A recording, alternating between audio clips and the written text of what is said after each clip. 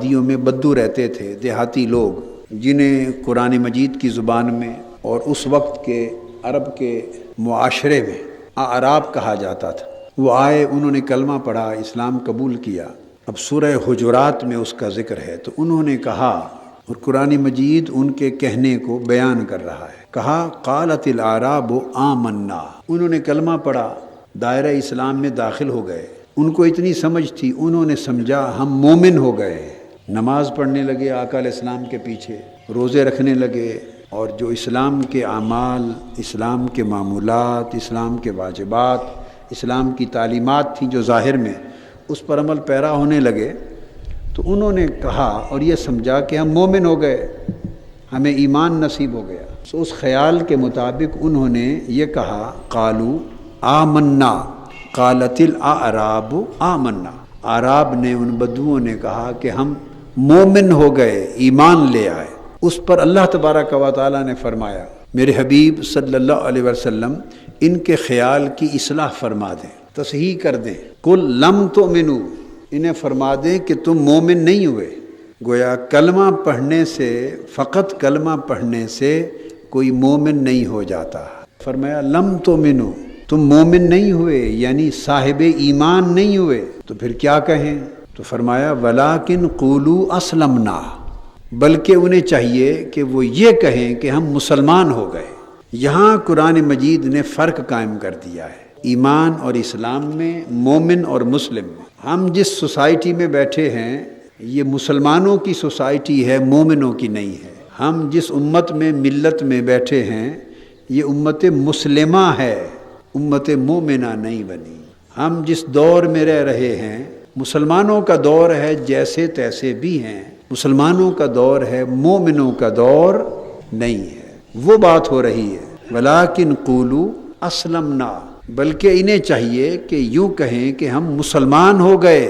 پھر ایک سوال پیدا ہوتا ہے کہ اب ان کی سمجھ میں تو بات نہیں آ رہی تھی نا کہ فرق کیا ہے مومن ہونے میں اور مسلم ہونے میں۔ ان کے خیال میں تو تھا کہ کلمہ شہادت پڑھ لیا، توحید کی گواہی دے دی، رسالت کی گواہی دے دی، نماز کی اقامت، روزہ، حج، زکوٰۃ، اعمال شروع ہو گئے، حضور علیہ الصلوٰۃ والسلام کی امت میں داخل ہو گئے، تو ان کا خیال تھا بس یہ ہو گیا سب کچھ جو ہونا تھا۔ ان کی بات سمجھ میں نہیں آئی کہ یہ کیا وجہ ہے کہ ہمیں منع کر دیا کہ یہ نہ کہو کہ ہم مومن ہو گئے، بلکہ کہو کہ مسلم ہو گئے۔ یہ نہ کہو کہ ہمیں ایمان مل گیا، نہیں، کہو ہمیں اسلام مل گیا۔ اب آگے اس کی تصریح کر دی، وضاحت کر دی۔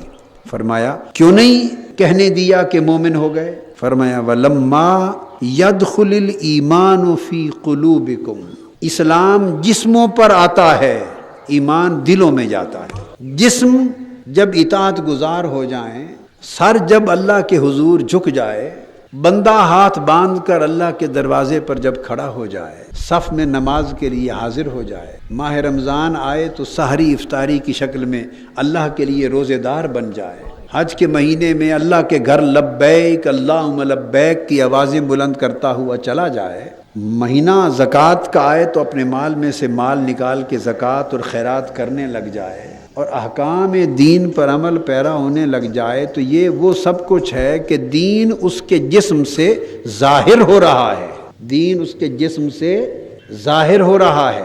تو جب ظاہر جھک گیا اللہ کے حضور تو مسلم ہو گیا، اور جب قلب اور باطن اللہ کے حضور جھک گیا تو مومن ہو گیا۔ کئی بار ایسا ہوتا ہے کہ سر جھکا رہتا ہے خدا کے حضور، دل نہیں جھکتا۔ اگر دل جھک جائے تو ساری کایا ہی پلٹ جائے، دل جھک جائے تو ساری زندگی کے طور طریقے بدل جائیں، دل جھک جائے تو سوچ کے انداز بدل جائیں، دل جھک جائے تو انسانی لائف کا پورا بیہیویئر چینج ہو جائے، دل جھک جائے تو اس کا اخلاق ہی بدل جائے، وہ انسان ایک نیا انسان بن جائے گا۔ جب دل نہیں جھکتا، ظاہر جھکتا ہے، تو اس لیے فرمایا تم ابھی یہ کہو کہ مسلمان ہوئے ہیں۔ مومن ہونے کا دعویٰ تب کرنا جب ایمان داخل قلب ہو جائے گا، جب ایمان تمہارے دل کی حالت بن جائے گا۔ یہ ہے دل کی تصدیق کرنے کا معنی، دل کی تصدیق، دل تصدیق کرنے لگے، دل بھی اللہ کے حضور جھک جائے، جس کو قرآن مجید نے ایک اور مقام پر فرمایا، اعوذ باللہ من الشیطان الرجیم، فلا وربک، اور آپ کے رب کی قسم اے حبیب مکرم صلی اللہ علیہ وسلم، لا یؤمنون حتی یحکموک فیما شجر بینہم، آپ کے رب کی قسم یہ لوگ اس وقت تک مومن نہیں ہو سکتے. لا یؤمنون، لا یسلمون نہیں کہا، اس وقت تک صاحبان ایمان نہیں ہو سکتے، مومن نہیں ہو سکتے. کب تک؟ جب تک تین چیزیں اپنے اندر پیدا نہ کر لیں آپ کی نسبت سے صلی اللہ علیہ وآلہ وسلم، اے میرے حبیب. اب اس میں تو ایک لطیف نکتہ ہے، اعتقادی نکتہ ہے. لا یؤمنون حتی یحکموک، جب تک آپ کو حاکم تسلیم نہ کر لیں، آپ کو حاکم تسلیم نہ کر لیں، فیما شجر بینہم، ہر اس جھگڑے میں، معاملے میں، نزاع میں، ڈسپیوٹ میں جو ان کے درمیان پیدا ہو، آپ کو جب تک حاکم اور فائنل اتھارٹی تسلیم نہ کر لیں اس وقت تک مومن نہیں ہو سکتے آپ کے رب کی قسم. اب یہاں سے تو قرآن مجید کی اس کو کہتے ہیں ظاہر نص، عبارت النص شروع ہوئی، یہاں سے تو عبارت النص شروع ہوئی. اور میں سیاق کلام کو ذہن میں رکھ کے اس میں سے ایک اور نقطے تک پہنچتا ہوں. آپ کو حاکم تسلیم کر لیں، جب تک آپ کو حاکم تسلیم نہ کریں مومن نہیں ہو سکتے. یہ تو بات حضور علیہ السلام سے شروع ہو گئی. یہ ایمان کی بات کہاں سے شروع ہو گئی؟ آقا علیہ الصلوۃ والسلام سے شروع ہو گئی کہ جب تک آپ کو حاکم مطلق اپنے جمیع مختلف فی امور میں، نزاعات میں آپ کو حاکم و حکم فیصلہ کن حیثیت آپ کی نہ مان لیں، نہیں ہو سکتے. تو یہ تو ایمان بالرسالت ہو گیا. یہ تو ابتدا ہو گئی حضور کو ماننے سے، اور آگے سارا بیان حضور علیہ الصلوۃ والسلام ہی کو ماننے کا آ رہا ہے. تو ایمان باللہ کہاں گیا؟ ایمان باللہ کہاں گیا؟ اب ظاہراً اس کا ترجمہ کرنے والوں نے، شرح کرنے والوں نے، تفسیر کرنے والوں نے یہیں سے بات شروع کی، اور دھیان اس میں پوشیدہ ایمان باللہ کے راز کی طرف نہیں گیا. ظاہراً اس میں پوشیدہ ایمان باللہ کے راز کی طرف نہیں گیا. وہ بتانا چاہتا ہوں کہ بات حقیقت میں ایمان باللہ سے شروع ہوئی ہے، پھر ایمان برسالت تک آئی ہے. آپ کہیں گے کہ یہ تو سادہ سی بات ہے، جب تک آپ کو حاکم اور حکم نہ مان لیں تو مومن ہو ہی نہیں سکتے. تو اس میں ایمان باللہ کہاں آ گیا؟ یہ تو ایمان بالرسالت ہے. ہاں تو ایمان باللہ اس قسم میں ہے. فرمایا فلا وربک، آپ کے رب کی قسم، جب تک آپ کو حاکم نہ مان لیں مومن نہیں ہو سکتے. آپ کو حاکم مانا تو مومن بالرسول ہو گئے، ایمان بالرسالت آ گیا، اور رہ گئی میری ذات ایمان باللہ کی. فلا وربک، مجھے آپ کا رب کہہ کر مانا تو ایمان باللہ آ گیا.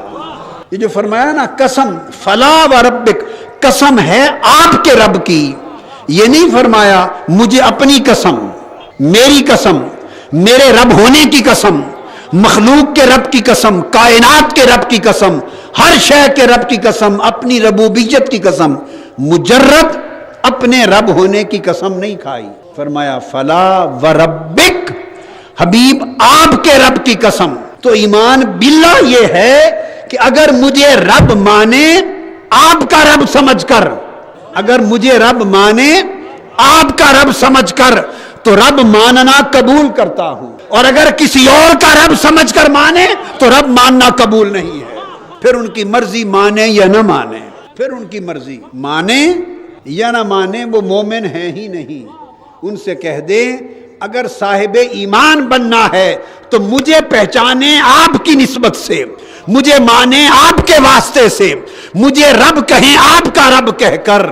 تو اگر مجھ تک آپ کی نسبت سے پہنچے تو ایمان باللہ ہے. تو گویا اپنی پہچان کرا لی حضور کا رب ہو کر، اور حضور کی پہچان کرا دی اپنے اس حکم کے ذریعے کہ حاکم اس کو بنایا ہے. میں ان کا رب ہوں، یہ تمہارے حاکم ہیں.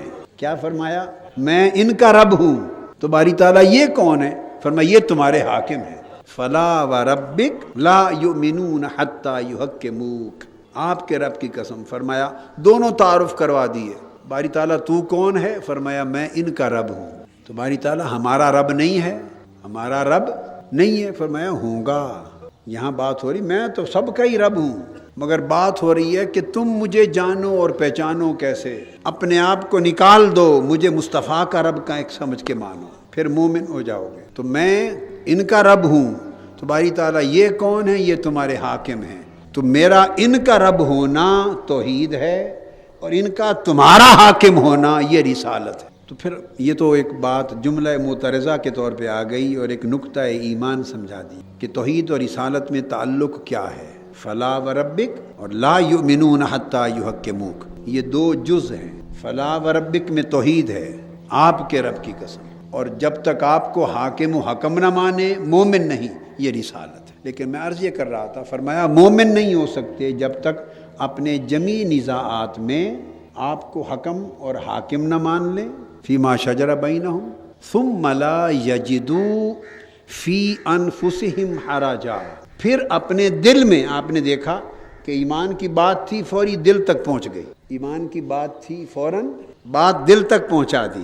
فرمایا ثم لا یجدوا فی انفسہم حرجا، اگر مومن ہونا ہے تو فوری اپنے دل کی حالت کو بدلو کہ یہ جو ان کو حاکم مانا ہے ان کی حاکمیت تمہارے دل میں ہو. مجھے جو ان کا رب مانا ہے میری ربوبیت تمہارے دل میں ہو، ان کی حاکمیت تمہارے دل میں ہو. اس لیے فرمایا کہ جب